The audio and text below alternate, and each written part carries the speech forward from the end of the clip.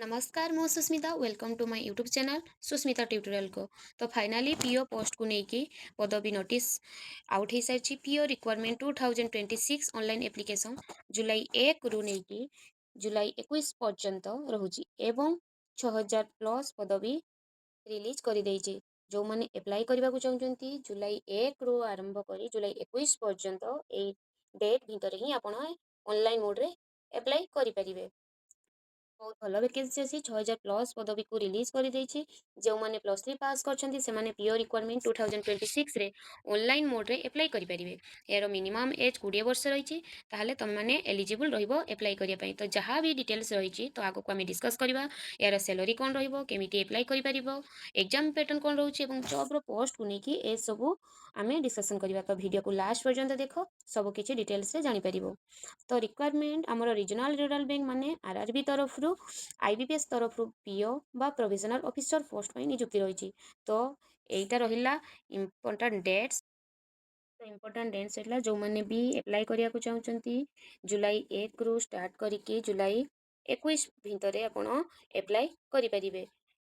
एवं जो मैंने मॉडिफिकेशन करबा चाहूँगी तो 2 डेज रो टाइमिंग से दौर 2 डेज भितर ही क्लोजिंग रजिस्ट्रेशन हम एवं एग्जाम रोचे प्रिलिम्स रोची एवं मेंस रोची तुम प्रिलिम्स एग्जाम रोची अगस्ट अगस्ट रे रोची and online preliminary exam August रे ही रोची। ठीक अच्छे।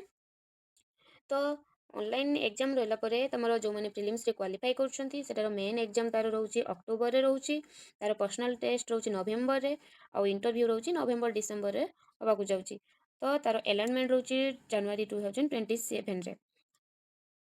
केमिति कौन अप्लाई करिवो से सब किसी डिटेल्स आम देखा डिस्कसन करवा से पर्यंत मो चैनल को लाइक शेयर एंड सब्सक्राइब करदेवे। देखो यार बैंक रोचे ऑल बैंक रोचे आम जो आईबीपीएस तरफ जो वैकेंसी बाहरी कंबाइन रे होची कंबाइन बैंक रोचे आमर bank of Baroda and Canara bank and Indian overseas bank रोची यूको बैंक रोची बैंक ऑफ इंडिया रोची सेंट्रल बैंक ऑफ इंडिया रोची पंजाब नेशनल बैंक रोची यूनियन बैंक ऑफ इंडिया रोची एवं bank of Maharashtra Indian bank Punjab and Sind bank रोची। ए सब कंबाइन आम आईबीपीएस तरफ वैकेंसी 6000 प्लस वैकेंसी रोची तुम चाहिए ऑनलाइन मोड रे ताको अप्लाई करि एवं देखंतु तार प्रोविजनल ऑफिसर जो रोची पीओ तरफ तार बेसिक पे सैलरी रोची तार बेसिक सैलरी रोची हमर 48,480। ठीक अच्छे। तार बेसिक पे रोची 48,000 एबव रोची क्लास पर्यंत केते पर्यंत हमर बेसिक पे रोची 85 प्लस। तो तुम्हें चाहिए फास्ट बेसिक पे तुम फास्ट वर्षर सैलरी 80 प्लस रहिबो। ठीक अच्छे। किसी भी टेंशन नबार नहीं तुम 80 प्लस सैलरी बेसिक पे रहिबो। बहुत भल वैकेंसी अच्छी 80,000 प्लस तुम सैलरी पाइब। तुम एलिजिबिलिटी क्राइटेरिया कौन रही सबकि आम जाना। नेशनालिटी तुम जड़े सिटीजन इंडियन होता दरकार। तुम एज मैक्सिमम एज तुम 30 वर्ष होगा दरकार और मिनिमम तुम 20 वर्ष होता दरकार। ठीक अच्छे। तुम मैक्सिमम एज 30 वर्ष होतार और मिनिमम 20 वर्ष होता दरकार। यहाँ भल कर मन रख एज एज ऑन 1/7/2026। ठीक अच्छे। यही भर तुम जदि 20 वर्ष होती मैक्सिमम तुम 30 वर्ष होता तुम जाकि अप्लाई कर। तापर रोचे रिलैक्सेशन रोचे तुम रिलैक्सेशन रोचे एससी एसटी तुम 5 वर्ष रिलैक्सेशन माने कि तुम रही थर मैक्सिमम तुम 30 वर्ष एससी एसटी तुम होते तुम एज रिलैक्सेशन तुम 5 वर्ष बढ़ीज तेना 30 प्लस 35 माने तुम 35 age relaxation rather backward classes 3 years 33 years रहा बेंच मेकर मैंने जो पीडब्ल्यूडी मान 10 वर्ष आउ ex serviceman officer including emergency commission officer एम 5 वर्ष रिलैक्सेशन 5 वर्ष रिलैक्सेशन रहा भितर तुम अप्लाई कर दियो जल्दी जल्दी जाकि वेबसाइट को जाकि अप्लाई करनी। आम देखा कि यार सिलेक्शन प्रोसेस एग्जाम सेंटर केमती रबकि आम डिस्कसन करवा। देखो तो एप्लिकेशन फी तुम के एप्लिकेशन फी एससी एसटी पीडब्ल्यूडी 175 केते रहिबो कि 175 फॉर ऑल अदर कैटेगरी मैंने 850। ठीक अच्छे। एति ही तुम फी एप्लिकेशन फी रही माने जोटा कि चार्जेस लगे। तापर तुम एग्जाम केमती हम एग्जाम दुईटा एग्जाम हम दुईटा अच्छी गोटे हूँ प्रिलिमिनारी एग्जाम गोटे हूँ मेन्स एग्जाम प्रिलिमिनारी एग्जाम रे तुम सिलेबस कौन ऑब्जेक्टिव टाइप क्वेश्चन देखो गोटे आसो इंग्लिश लैंग्वेज आसो नंबर ऑफ क्वेश्चन आसो 30 मार्क्स 30 मैक्सिमम मार्क केते 30 एवं क्वांटिटेटिव एप्टीट्यूड भी 30 क्वांटिटेटिव एप्टीट्यूड केते 30 नंबर ऑफ क्वेश्चन 35 तार मार्क हम 30 मार्क तापर रीजनिंग एबिलिटी भी क्वेश्चन 35 टा क्वेश्चन तार मार्क हूँ 40 मार्क तो एतिकी हे टोटाल मार्क हम 100टा क्वेश्चन को 100टा मार्क ठीक अच्छे तो टाइम अलॉटमेंट कर English Hindi 20 minutes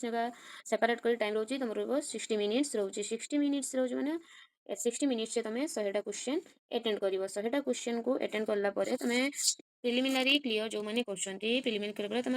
main exam हम ऑब्जेक्टिव एंड डेस्क्रिप्टिव हम ऑब्जेक्टिव तुम कौन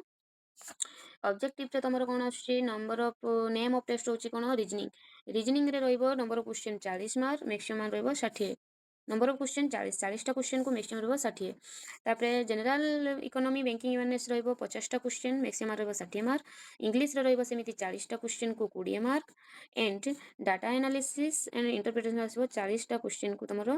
मैक्सिमम रहिबो 60 मार्क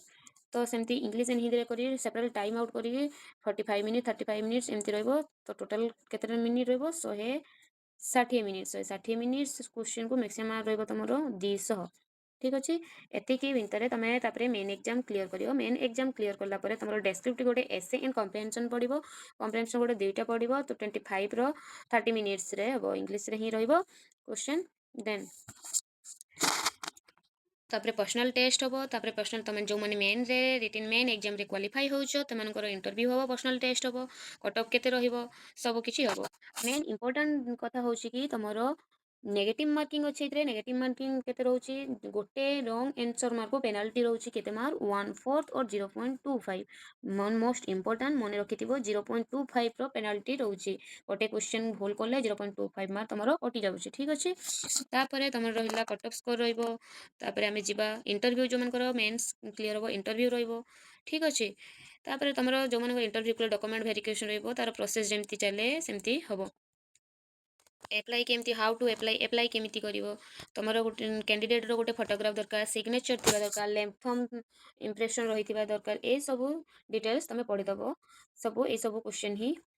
लागिवो मतलब एसएससी रो बा 10th स्टैंडर्ड रो इक्विवेलेंट सर्टिफिकेट तुमरो रहिथिबा दरकार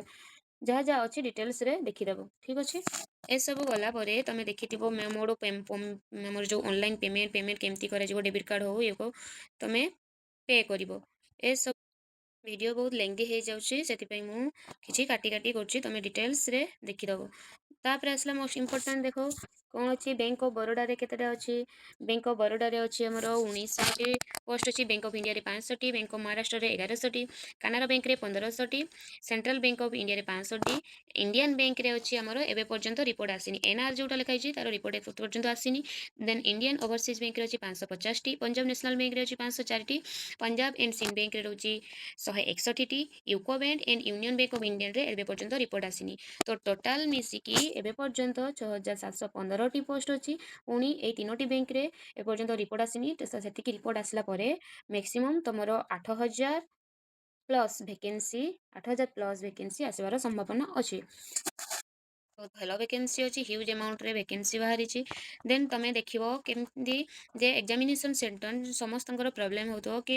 आम एग्जामिनेशन सेंटरटा कौटी पड़ो जो मैंने ओडिशा रू बिलोंग्स कर फॉर्म एप्लाई कर प्रिलिम मेन एग्जाम कौटी हम सो आम जेहेतु ओडिशा रू बिलोंग्स करूँ ओडिशा पिलामानंकपाई तुम प्रिलिम एग्जामटा हम आमर ये देखनी तुम अच्छी ये जो बालेश्वर यहाँ हूँ आम ओडिशा यहाँ हूँ बालेश्वर ब्रह्मपुर भुवनेश्वर कटक ढेंकानाल राउरकेला संबलपुर प्रिलिम एग्जाम हम एंड तुम भुवनेश्वर कटक राउरकेला संबलपुर रे कौ एग्जाम हम जो मेन्स एग्जाम टी तुम ये हम ठीक अच्छे तो आम एग्जाम हम से तो जल्दी जल्दी जाई एप्लाई करनियंतु एप्लाई करबे देखंतु तुमर अपलोड डॉक्यूमेंट कौन दरकार जो आगु कही आसली आ देखि दियंतु फोटोग्राफ दरकार सिग्नेचर दरकार length impression hand writing declaration 10th standard equivalent certificate दरकार जो मैंने +3 पास करछंती मोस्ट इंपोर्टेंट मने रखंतु जो मैंने +3 पास से माने ए IBPS PO को एप्लाई करि परिबे एलिजिबल अछंती +3 पास जो माने करथिबे से IBPS PO को एप्लाई करि परिबे